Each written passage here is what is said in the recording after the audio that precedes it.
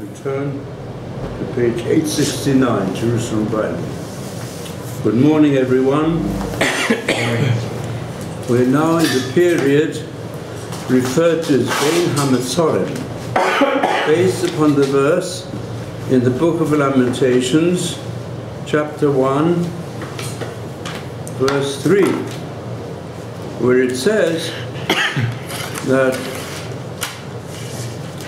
the Jewish people, Yeshivat Bagoyim, they live amongst the nations and have found no rest. Called Rodfea Hisigua Bein HaMetzarim. All those that pursue the people, they reach them between the straits. Bein HaMetzarim.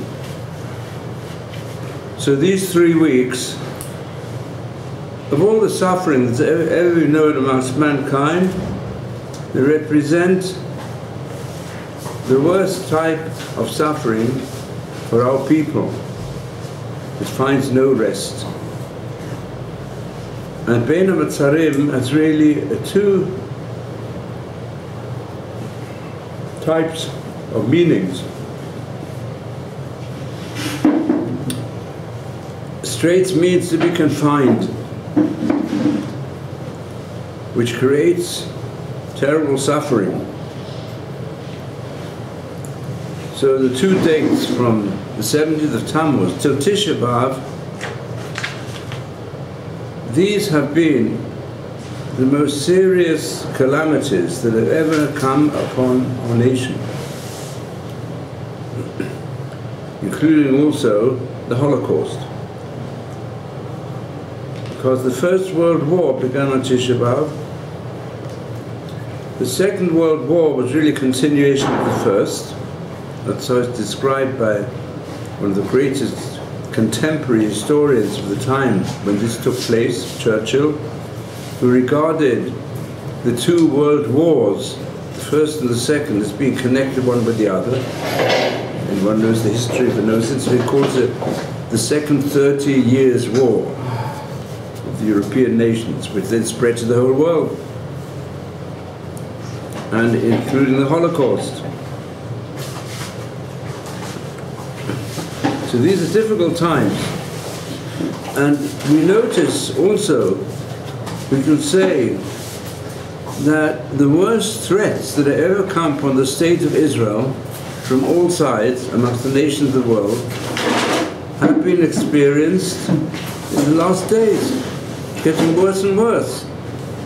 I mean, Daesh is becoming, to some extent, identified with Hamas, and they're on our southern border and also the northern border. Syria at the north, with Hezbollah,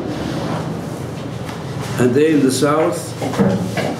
And we're being excluded from any support from the nations of the world on all sides, getting extremely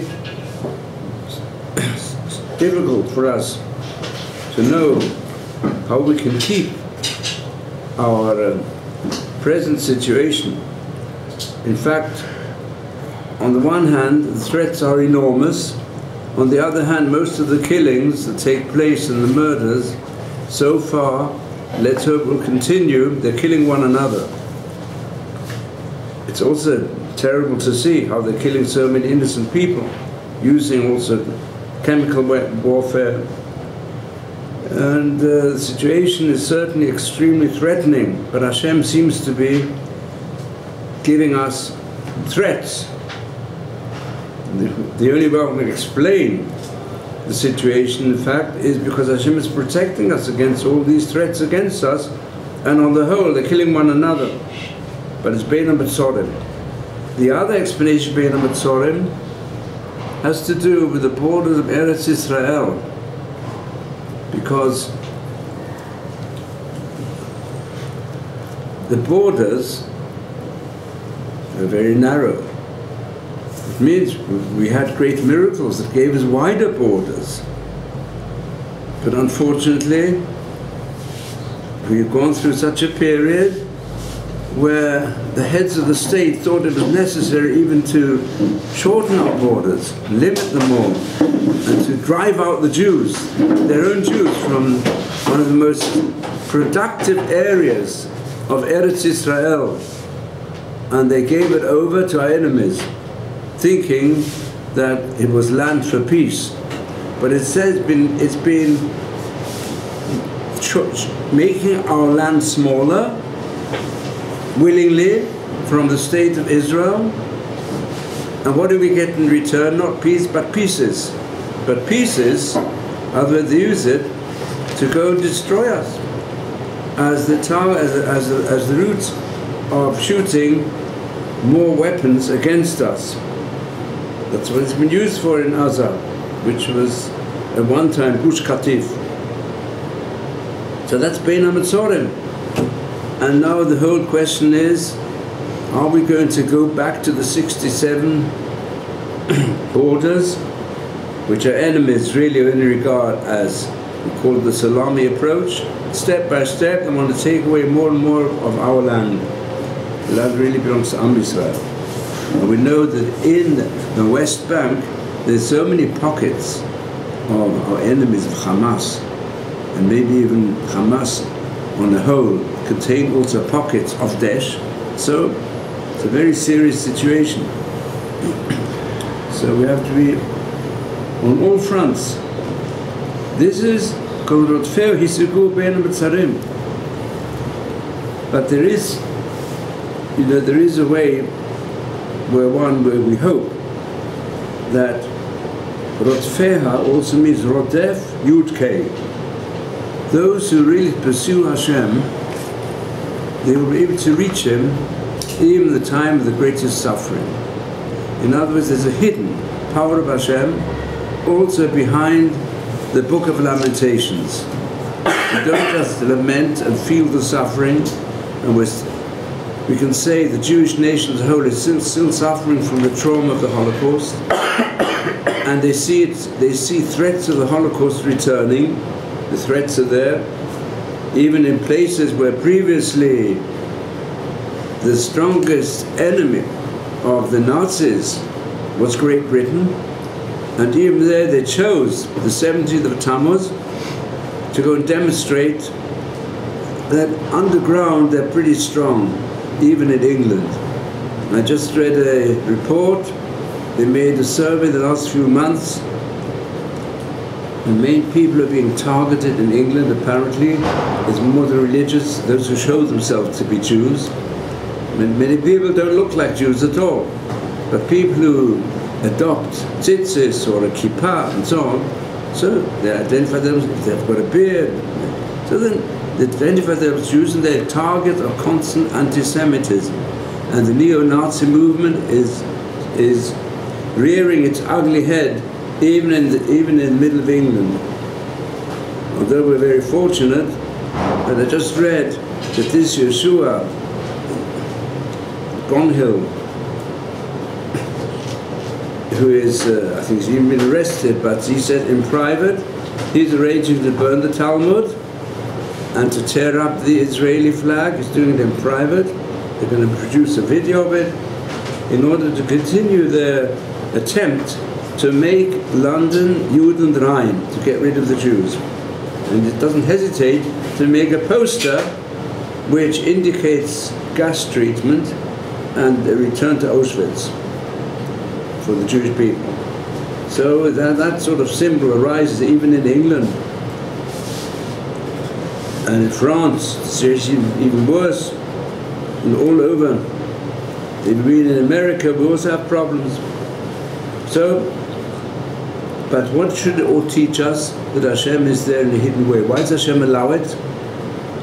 So that we would pierce the darkness and know Hashem is teaching us what we've described before as the birth pangs of the Mashiach. If we'll do teshuvah, then the birth will be fantastic.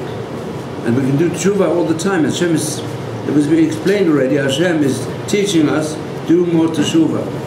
Now let's go into this more deeply, because it's clear from all the sayings of the prophets. It will go to them more deeply. starting from Bereshit, where are the seeds of Maaseh Avot Siman Labanim, what happened to the forefathers, is a type of indication of what might happen in the future. That means if we would have done complete teshuvah, so then the fulfillment always would have been for blessing, because there's a great principle in all the prophecies of doom that are given to our prophets, the true prophets, that any prophecy of doom is on the condition that we have not done teshuvah. If we've done enough teshuvah, they'll all be nullified. And this indicated to us by a universal message of the prophet Yonah, and Yonah is the dove. Yonah represents the people of Israel, and we know the doves are birds of great peace, peacefulness. You see them around here all the time.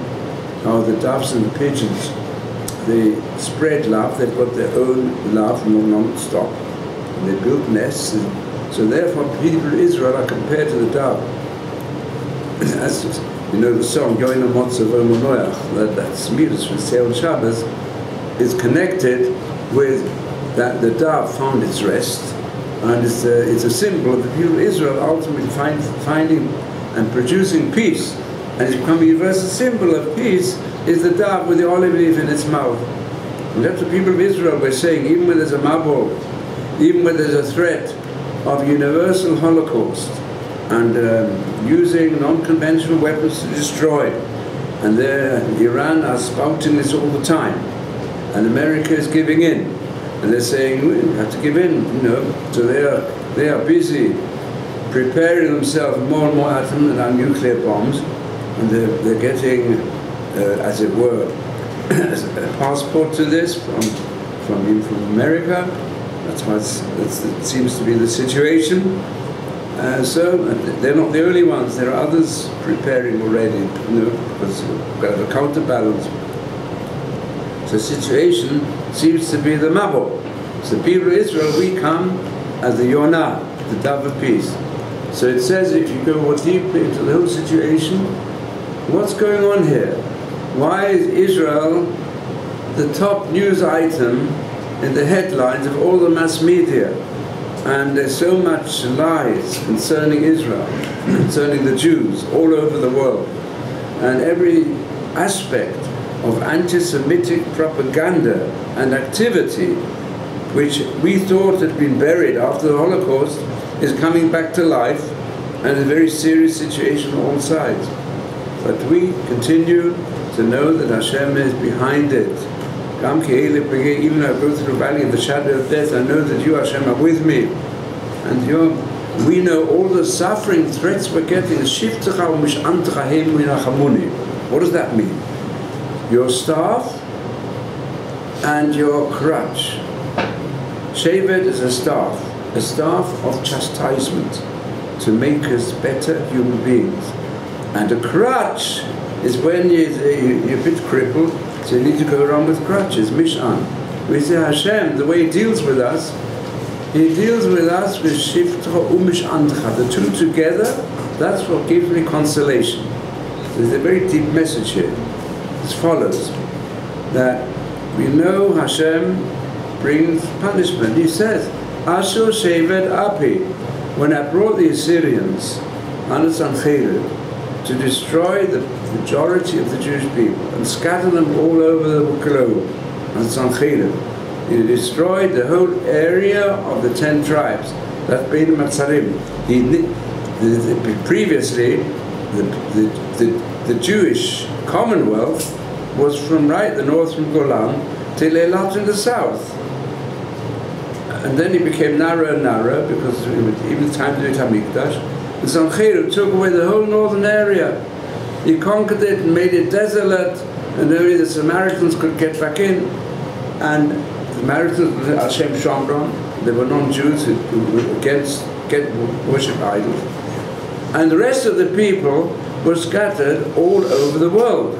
We find remnants of them in South America and in India, all over the world. They're remnants, but they've become lost, entirely assimilated, and even being submerged amongst the nations of the world. There's the 10 tribes. What was left? The area of Judah and Binyamin, that was what was left. Until Nebuchadnezzar came. What's Hashem's? Asher Shevet, it's a staff of chastisement. To teach you, the people of Israel, there will always be a core of Jews left who will listen to the prophets and take note. However few there are, they're called She'edet HaPleita, what's remnant? The remnant was Yehuda, also the Beit HaMikdash. When that was destroyed, the remnant was taken out of the land entirely to Babel, but some of them came back, a very small amount of Jews came back, only less than 50,000 came back under Ezra and Nehemiah, Jews, and they established the second Beit HaMikdash. But Hashem Yisbarach will start the people of Israel from however few there are. And those few will recognize, and they have to recognize, Hashem uses the power of the nations of the world to chastise us, because He said, you are the ones who are the dove. You are the ones who have to follow Avraham Avinu was one person, fighting against the idolatrous and the corrupt social environment in which he was placed amongst the 7 nations who were dedicated to evil, amongst the power of Sodom and Amorah, who were an anti-chesed group, who believed in people who are wealthy become more wealthy, who will not allow the poor people to come and have any benefit from those who have. While the essence of Hashem is loving kindness, and our people have to follow that path. So this is our task today, that we're also left with just a very, we have, and we've reached again, some say, the similar level of population of Jews in the world. Very fortunate. We thought we'd always be very small after the Holocaust, we're a third of our nation. But we've come back to the pre-Holocaust number of Jews in the world. But unfortunately, the vast majority of those Jews know nothing about Judaism. So therefore, whom is Hashem addressing? Those who do know about Judaism. Because they're the ones who are responsible, those who have the ability to be able to sit here and listen to Yerushalayim, Yerakodesh, listen to Shiurim. We're part of the survival of the Jewish nation, and we have to treat ourselves with the concept of the survivor from such a situation has responsibility, because he survived, to help those who have not survived. We can't help those who are dead already, not directly in any case, indirectly maybe. But we can help those who still exist in body, but they have not absorbed the teachings and the wealth of the Jewish people, the spiritual wealth. Therefore it's our duty to prepare ourselves. That's called what fair to say, Hashem is chastising us as nations like one body, like a father who sees the son going the wrong way, so he gives him a bit of punishment. So the punishment is not out of hatred, out of love, but he wants him to become true. That's why Shivtukum Mishantacha, Heima, they're together. It's together the staff of chastisement, together with a crutch that will help us cripples go back to health. That person who fell, he can't walk properly, so for a few months he has to walk in crutches until he learns to walk properly, and then he's back to his health. That's what happens. There's some people, they fall, and they fall so much, and they cripple, and they don't have faith, and as a result, they deteriorate month after month. They can't get back to walking, they have to lie down all the time. A lot depends upon their spiritual level. You see the difference today with sick people, where I have to happen quite a lot of personal experience from my siblings who I've had to deal with even now. And I know the situation like this: if they've got a strong spirit, they'll work hard, they'll walk on crutches, they'll go with a walker, and after a time, if they survive, if they have a strong spirit, they get back to walking, they get back to exercise, they get healed. Because they know all this suffering which I'm having is in order to steel myself, to become stronger and get over it. So that's what we have to do in our time. And now what is the situation? You study more deeply what the prophets say about the future before the Mashiach will come, when it says, if you do teshuvah by yourselves, you don't need this chastisement. They're like a good child that follows the parents and is enthusiastic about fulfilling the will of the loving father and mother. But there are other situations where we don't just listen to the words. The words don't change us. So Hashem, He gives us chastisement, and He asks us, "I'll give you crutches," and the two together will bring you back to full health. So what's that? Then it says, now I've learned that the task of life is to run after loving kindness. Because I'm a survivor. Therefore I've got to run after it. Like I've known Holocaust survivors who suffered terribly. And what did they do when they survived? When they got over the first stage, they were generally speaking, for a few decades, they didn't want to speak about Holocaust. It was so terrible. And that's why they could. For many of the Holocaust survivors, you can't even until today get an account of what happened then. And there's some of them, they still act a bit like zombies in certain parts of life. They will become sugar from it. But there's the true survivors who took the lesson. They learned from it. If I've been able to get out of this Gehinnom, it's called the 70 different stories of Gehinnom, was the Holocaust. I'm able to get over it. I'm a survivor. Now, the best thing I can do is to do as much loving kindness as possible. And you, one Holocaust survivor, and he says like this: when I was in the Holocaust, of course I often was starving. That's where everybody starved. And Baruch Hashem, he came out, he became a good businessman, and made quite a bit of money. He said his greatest joy in life is when he has his table filled with people. He didn't have a home, like home of Shabbos, so he invited, every Shabbos he invited a lot of people to his house, and he enjoyed so much to see how they enjoyed the food, because it gives him so much power. He says, is the power of starvation, which I myself tasted, gives me now the ability also to give money to hospitals, to give money to Yeshivat, to go and spread out whatever I've got for others. And that's what gives me strength. That's the crutch which we're given. Do chesed. So that's what happens with what's happened. I mean, one of the greatest people in this, and I had also the great zechus to be close to him, was the Kloisenberger Rebbe.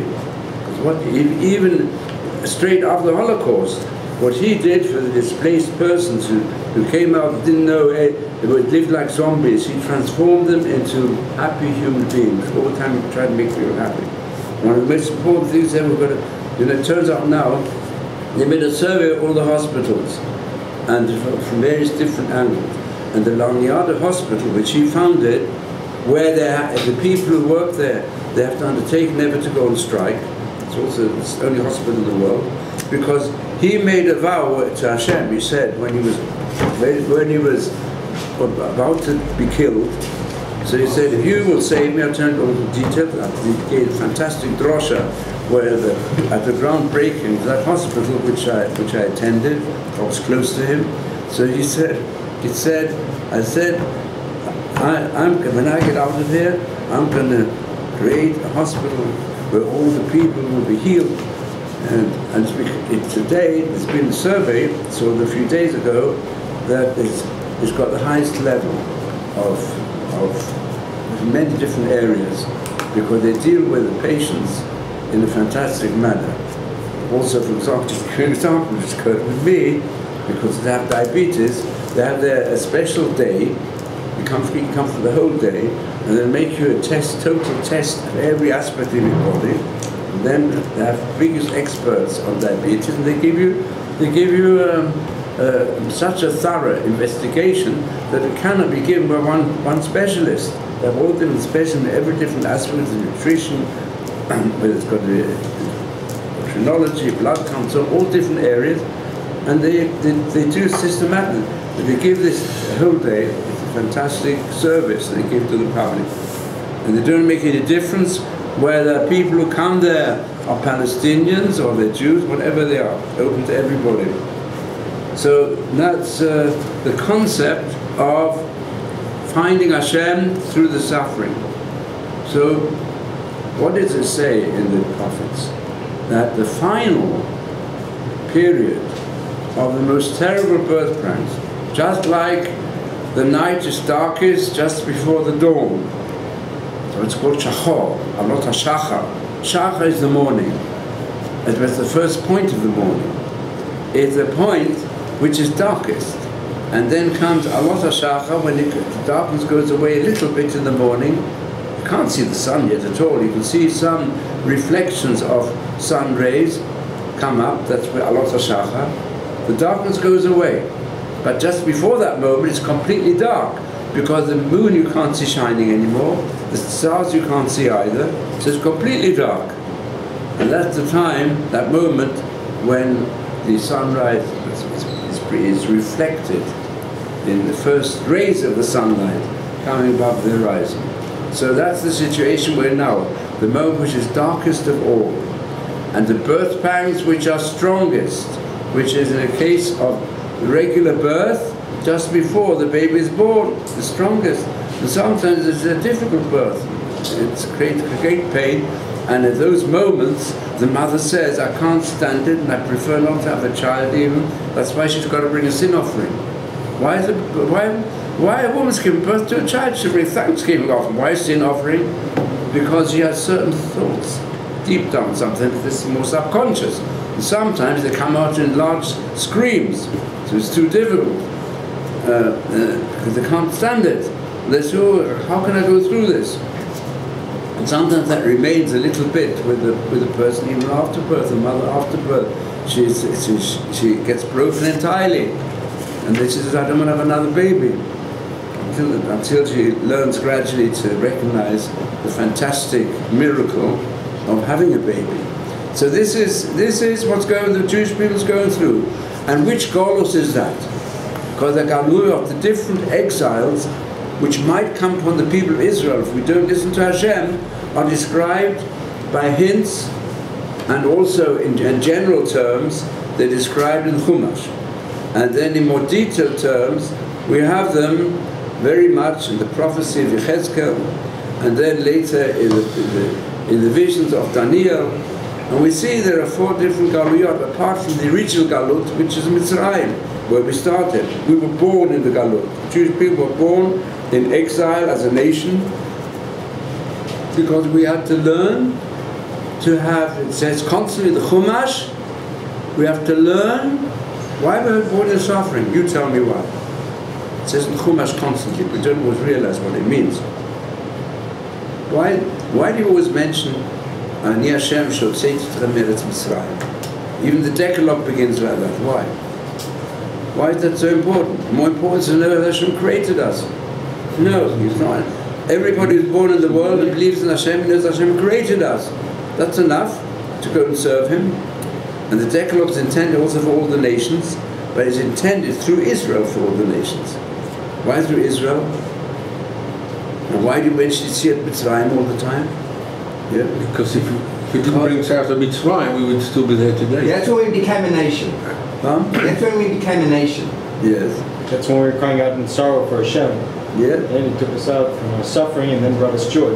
Yes. That's when we were chosen. Yeah. And we almost reached our highest peak, according to the Kabbalists, that we almost reached the highest peak. We almost undid what Adam did. We almost at that point. But can I ask a question? Would you say that the generation, that the Mashiach's birth pains would be painful or pleasant? That the generation that's coming up is going to be either all wicked or all righteous? Never heard of a pain, of a pleasant pregnancy. It's all pain. It's not going to be pleasant. Look, so anyway, the main message it's given constantly is that a Jew has to pursue loving kindness. That means whatever he has, he must know his priority is to give to those who do not have. Because thereby we link up with Hashem. Hashem is giving us all the time. Everything that He does is giving us. We say Hashem Elokeinu Hashem Echad. Hashem is the ideal of loving kindness. But in order that loving kindness should be active, it's got to be limited by Gebura. Elokim is Midas Adin. It's got to be kindness but not kindness which is total kindness, which it would seem, and does not recognize that if you are kind to evil powers, whether in yourself or in others, then the evil powers can take over. And therefore part of your approach to life has to be to give and give and give, but not to give to such an extent that the loving kindness will go over the borders of the bank. That's why it says that your chesed should flow like a river. A river can only give a lot of fertility to a desert area if it keeps flowing. But if it can't flow, it's got no banks, the river turns into a swamp. The swamp stagnates, it does harm. So the same applied to loving kindness. Parents, for example, who have enormous love for their children and they don't control it. In other words, they'll do whatever the children want. What they say the child wants is, I've got to give it to them. They'll ruin their baby's digestion, they'll give them sickness, and when they go over, they'll ruin their children's self-discipline, because they never took everything for granted. Their parents gave everything they wanted. As a result of it, they squandered it. And they thought, oh, people have to give me, I've got to receive. This becomes spoiled.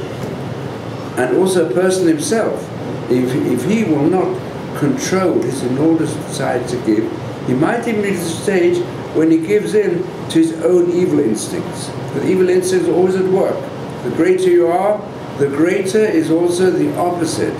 The power of evil self-centeredness and materialism, which so easily brings a person to be unaware of the way in which becoming a slave to his baser instincts, and becomes so evil sometimes that the self becomes so important and a person just ignores other people and he's blind to his own way of indulging in his pleasure pursuits for himself. Therefore chesed needs to be controlled. Hashem Elokeinu, Hashem Echad. But Hashem, He gives us the power of self-discipline so that we will learn to reach a higher level using the maximum of our physical instincts in order to use them to strengthen our pursuit of loving kindness instead of abusing them by allowing them to rule our changing moods. That's very important to know. That's part of the principle of chesed. Has to go together with tzedakah. So when Avraham Avinu, who was the pillar, the epitome of loving kindness, because he recognized loving kindness given to us constantly by Hashem, but there's a limit. Sodom and Amorah, yes, all right, be kind to Sodom and Amorah. If they're not going to be the ruling influence in the Middle East, then you be kind to them. This was a society which was very affluent and used their affluence to look aside from any duties towards those who don't have, who don't thought of themselves. They were big capitalists, and their mind was only upon how they become more rich and have more possessions, and maybe Sodom and Amorah would spread its influence over the whole of the Middle East. And so Hashem said, I have to destroy them. Because if I don't destroy them, then the whole purpose of man will be ruined. I was hoping this land, Eretz Eka, will become the land of the progenitors of Avraham Avinu, Yitzchak and Yaakov, of the nation that should build up here a model society that could be based on chesed also. So here there's an anti-chesed movement going along. So we have to be destroyed. But he said, I'm going to make Abraham, that means the people of Israel, a partner. The people of Israel were a partner with Hashem. Because it said, why did Hashem consult with Abraham? Because I know that he is so strong in his faith and closeness to me, and he's left aside Mesopotamia, which was a very luxurious area, and he came all this way to go, and he knew that this land would become the land of Eretz Eka, the land where Hashem would be able to demonstrate the power of loving kindness in the right manner. So there was an anti-chesed society building up. So he said, he's my partner. The people of Israel are my partner. Because he says, I know that he will give a testament to those of his descendants who follow his path, that they will walk on the derech Hashem, lasot tzedakah mishpat, the path of Hashem, to do charity and justice. But it's loving kindness and justice got to go together. And that is the whole purpose of Abraham, bringing blessing to the world. The whole purpose of the Jewish people is to come from him. And in fact, it's interesting, we have today, what's the word halakha mean? Huh? It means to walk. Walk on the way. But where does that term come from? So the most ancient dictionary of Talmudic terms is the Aruch. We have it here. It's a long dictionary. I mean, the way it's very detailed, but it goes back to Rishonim. It's an early dictionary of the Gemara, or the expression of the Gemara. So he says, what's halakha? Halakha is based upon the derech Hashem. So the purpose of the people of Israel is to walk on the path of Hashem. What's it mean, the path of Hashem? So it says, Tzilem, Ashrei Tzmimei derech. Who's got the perfect path? HaHolchim b'Torah Hashem. Those who walk in the path of Hashem. That's the Torah. And what's the essence of the Torah? It's tzedakah mishpat. The halakha teaches us how to translate the concepts of love combined with justice into every aspect, individual, national, international life. That's the halakha. So so what did Hashem say? Abraham pleaded with him non-stop. It's also very deep teaching in that. But in the end, the compromise was between Hashem and his partner, which is the Jewish people. If it is a million, in this instance, the non-Jews. Non-Jews have a million also. If there's a million of people who are innocent in that society, they're innocent of all the evils which come from ignoring the stranger and the poor, then I'm not going to destroy Sodom and Gomorrah. But there wasn't a million, so I had to destroy them. And that's why they pulled out Lot. Lot thought, you know, you can with certain ways you could change the society, couldn't change it. So, but his sons-in-laws would go with him. But sons-in-laws were from Sodom, with too much influence. But the Malachim came to pull him out. They did have a minute, so Sodom and Gomorrah we have today. Sodom and Gomorrah, we just have the remnant of all the fantastic minerals that exist there. Even from things that were destroyed, it's also deeper teaching there. Today, there are ways of healing. They come to be healed from all over the world in the spas which exist in the Sodom area, apart from the other enormous wealth that exists there, wealth of mineral wealth. Okay, so this is how it all began. So now we find a big hint at the worst galut of all. Which is the worst galut? Galut of Egypt, first one, the war. The galut comes to teach us how to treat those who don't have. Yeah? Europe, Nazi Germany. That is, you can say that's a product of Esau. Yeah? The product of Esau, the concept of Esau and Amalek. Esau and Amalek was part of Esau. Esau and Amalek, they wanted to exterminate the Jewish people. Haman the same, they wanted to exterminate the Jewish people because they have a conscience. Destroy the conscience, the Tzelem Elokim. And Avraham and the people of Israel were here to develop the conscience, which is the Tzelem Elokim, which exists in every human being deep down. And they wanted to destroy it. And the worst was the Holocaust. Yeah, so it would appear, which comes from Esau, but not entirely. Who joined in the Holocaust? The Mufti of Jerusalem. We can't say that the whole Arab world. There were a good part of the Arab world very much against the Holocaust. There's a small part today that still are. But there was, we can say, distortion of the moral trend in the Quran, which became its most violent aspect, came from those Muslims who had settled over the last few hundred years, and their products settled in the area of Eretz Israel.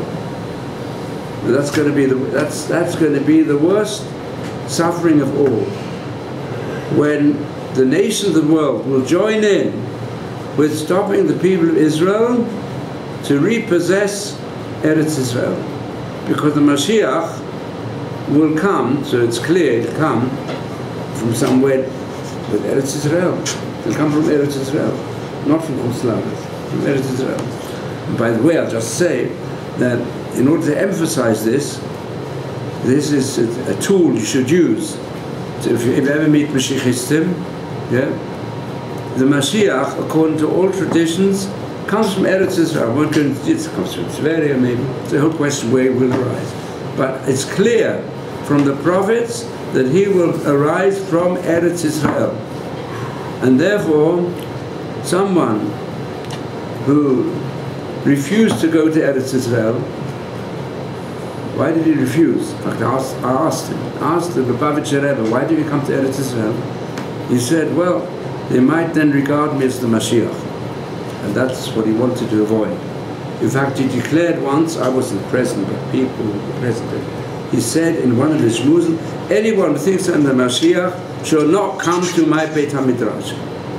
But to me, he also said, we went through Fukumoras, to prove that he can't be the Mashiach.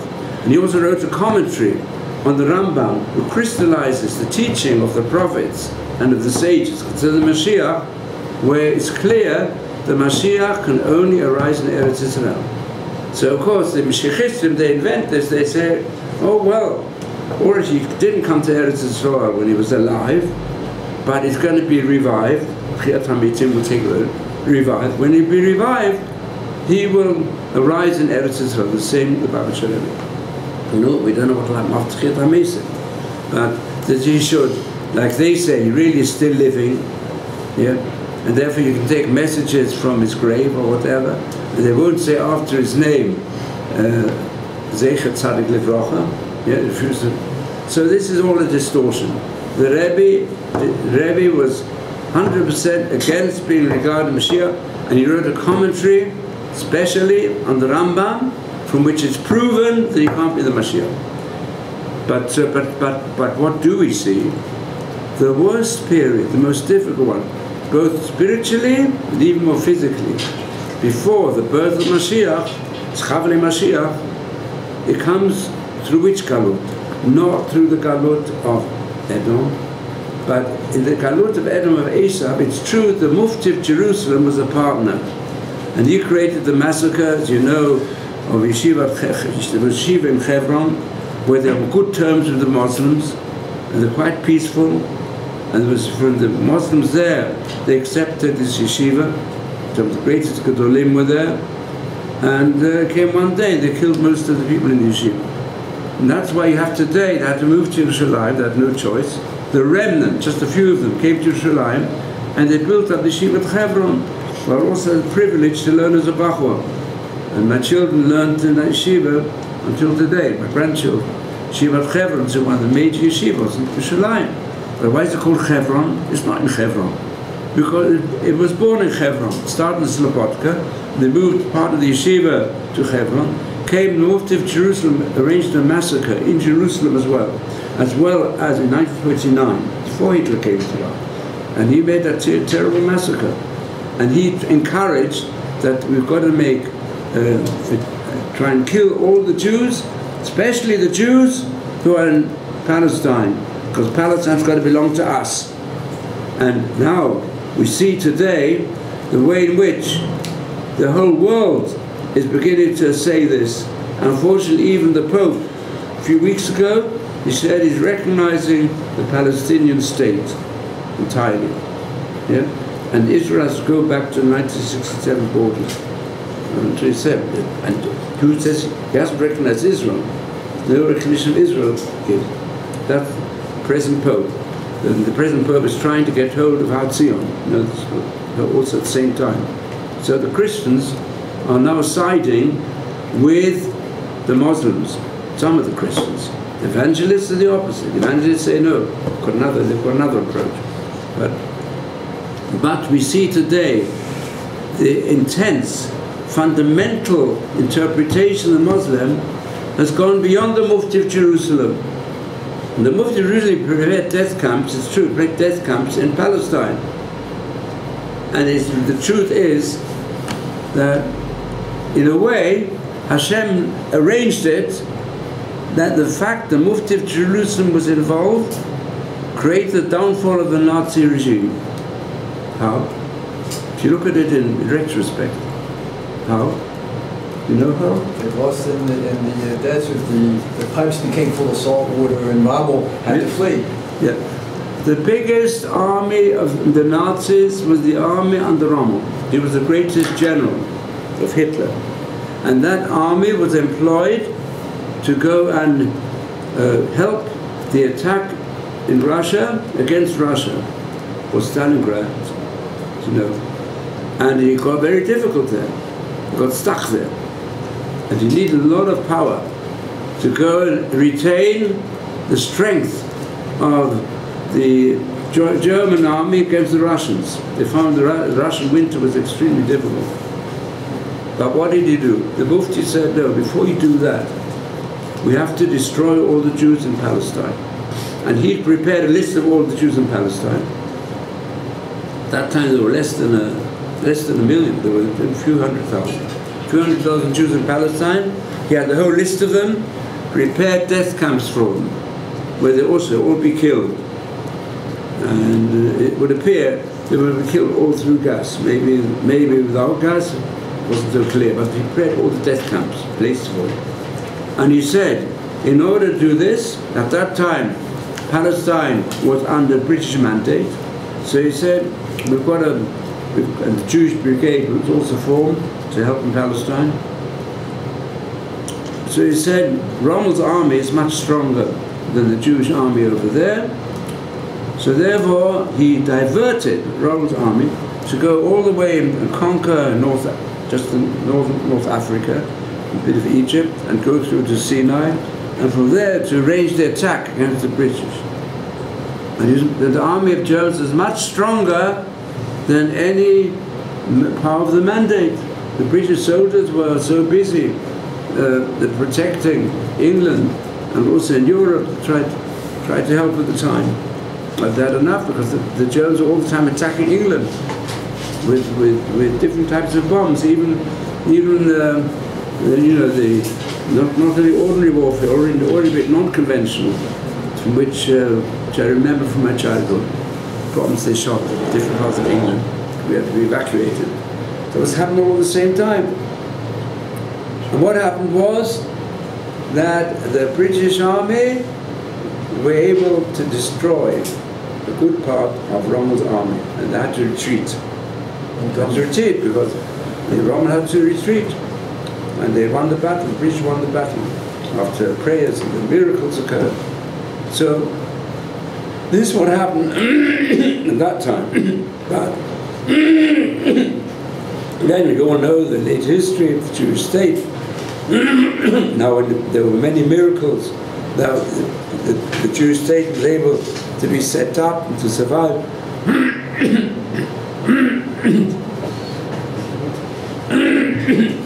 Any water?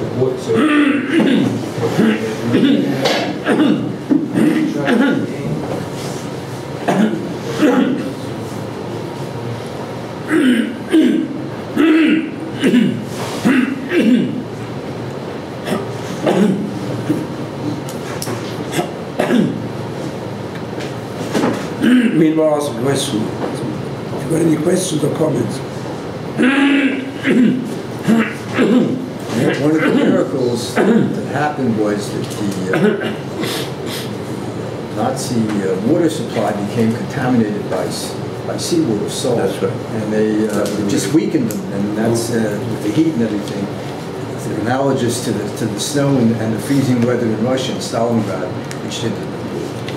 It was really Mother Nature also, like Hashem's help, to and he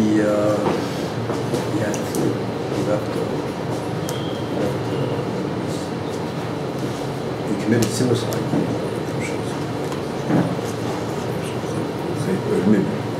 Anyway, that was the beginning of Hitler's downfall. So there it had a positive result. But what happened afterwards? So there was a long time when the nation of the world, they gave support to Israel after the 6-Day War. But what do we see today? Today we see that one of the main aspects of anti-Semitism is particularly anti-Israel. And not just anti-Israel as the state, but there's a policy of Iran, they say it openly non-stop, they want to destroy all the Jews in Israel. In fact, Iran say, we treat our Jews nicely. Their own Jews, they treat quite well, not too bad. They let them live, they have a synagogue. That's Iran. But Daesh go further, no. I think Daesh even destroyed the place of the grave of Boruch and Esther in Iran, in Iraq or something. They are against. They destroyed the grave of Yonah. Yonah, the prophet. Yonah, yeah. And also So we see we've got Muslim movements or Iranian movements that want to, just like Homer, who want to go and destroy every Jew in the land of Israel. We say today anti-Israelism, which comes mainly from the Muslims against Israel, is connected with the neo-Nazis. The neo-Nazis, they combine the two. In fact, I've read now a more thorough account of what happened in London, in private, Bonhill is still going to burn the Talmud and tear the flag, but they weren't allowed to do it at the demonstration. The demonstration was a small demonstration right next to Downing Street, near the place of the resident Prime Minister, near there, Whitehall, and the British police. They were very cooperative, and they came in large numbers, and they stopped them doing anything dangerous. They only allowed a demonstration for an hour. They didn't allow them to make a march. But they came with flags of the Nazis and flags of the Palestinians. So it goes together, anti-Israel and anti-Jews. Now the source of all this is what it says in Bereshit, which give the seeds of the future of the people of Israel. And it says in the Chumash, if you go to more deeply, and in the prophets, that the last galut was the galut of Ishmael, which is an extension from the previous galuyot, but it is the most cruel of all. So it's fantastic what's already said in the Chumash. And if you turn to last week's Parsha, with the deeper comment of the oral tradition, it is enormous. I just want you to see from last week's Parsha, where there's one pasuk which is explained in Pirkei Avos, which is one of the oldest midrashim, as follows: that all the nations of the world have names in the Tanakh, but only the people of Israel was given the name Aleph Lamed, Yisrael. Aleph Lamed is God, because people of Israel are the people whose essence is to represent God in this world, the one God. Okay, Aleph Lamed.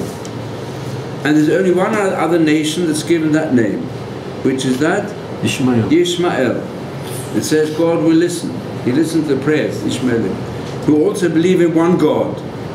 And the reason, because this name Aleph Lamed means the power of loving kindness. So the power of loving kindness, which is the power of Hashem, exists in Islam, exists amongst the people of Israel. And I'll just today, I'll explain it more tomorrow, but today I'll just give you the pasuk from last week's Parsha, when Bilam goes to give a prophecy what's going to happen at the end of days. Achrit remembers the time of the Mashiach, when the Mashiach will come. It's always mentioned in Bereshit. If you play it, mentioned in many places in the Chumash, and also mentioned in all the prophets. So it says there on, you will turn to page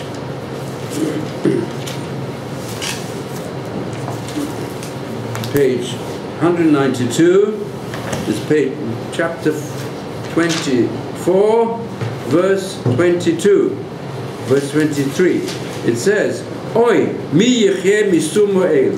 Whoa, who's going to live from having been given the name Aleph Lamed? So who was given the name Aleph Lamed, Sumael? The people of Israel. That's the usual interpretation. Piketah wants to know, it doesn't mean the people of Israel. Misumael means Yishmael. Because the question, who's going to live when the prophecy which was given to Hagar concerning Ishmael, he's going to rule over the world, and the world will be against him. That's because he's so wild. It's got big wild. Hu Yepera Adam. It's going to be a human being who is characterized by being the wildest group in the world, Pere, like the wildest animal. And there's going to be a time, Yadu, he wants to attack everybody, but everybody will be against him. This is a reference to the battles which will take place between all the nations of the world against the Muslim people. And the Muslim people are going to fight back with wildness. And then the question will be, who's going to live? Misumael. And Sumael is Samael. Samael is the poison of God. Other people have is God, but it's poison. Poison can be used to destroy evil people. So what's going to happen in the end? It says that the Western powers, it says almost explicitly in the Chumash and more explicitly in the Prophet, the Western powers are going to have battles with the Muslim powers with the center of Yerushalayim. They both want Yerushalayim. And they're going to fight one against the other. And the people of Israel will be partly protected by, instead of them killing the Jews, they'll kill one another. And Samael is a question, Yishmael. This has to do also, really the truth is, Samael, you can also even spell with a sin. Because sin and Samach interchange. In other Sheen, if you go more deeply in the Hebrew language, the deep aspect to this, Sheen has a dot on the right side, it's called Sheen, and it's Israel. It also contains the concept, contained even in Sarael, when God will rule. The rulership of God will also contain even the left side, the Midat Hadin. But it will be in the zchut of Kael, the recognition of Hashem being the God of Chesed. On the other hand, Yishmael, whose name is with a Sheen, on the right side, because of Chesed, and they also believe in one God, but they're going to change it to the left side. In other words, there is an element of wildness which will take over the religion. And as a result of that, they will go against Hashem. So although Hashem listens to them, but when they reach the level of Sumael, of Samael, that they're going to be an evil people, they're going to do cruel acts of murder, well, then their belief in Hashem is a blasphemy. So that's the situation we're at now with Daesh, and also even with Iran. When they say our whole aim is to destroy every Jew in the land of Israel. So this is then they're building themselves. We'll have to stop at this point. The guests coming. I guess We'll have to continue, even with questions. I don't have time. There's someone waiting. So thank you very much. Please, at the beginning of tomorrow's shir, you can ask me any questions before I get going.